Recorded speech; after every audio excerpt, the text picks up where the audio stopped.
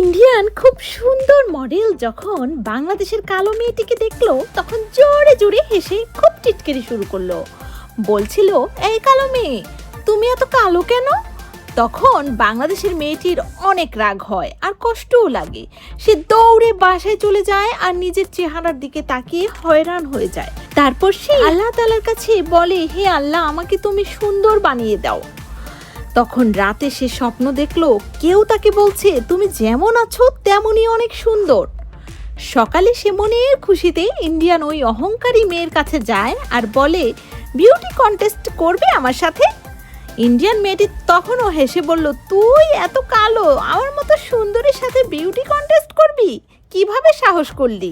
তুই তো হেরে যাবি। তখন বাংলাদেশের কালো মেয়েটি বলে, দেখা যাক কে জিতে। শুরু হয় কম্পিটিশন।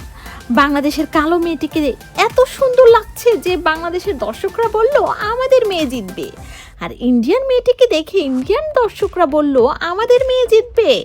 বিচারকরা সমান নাম্বার দিল। এখন বিজয়ী নির্ধারণ করা হবে দর্শক ভোটে। যারা বাংলাদেশের মেয়েটিকে জেতাতে চাও তারা লাইক ও সাবস্ক্রাইব করবে, যারা ইন্ডিয়ান মেয়েটিকে জেতাতে চাও তারা কমেন্ট ও সাবস্ক্রাইব করবে।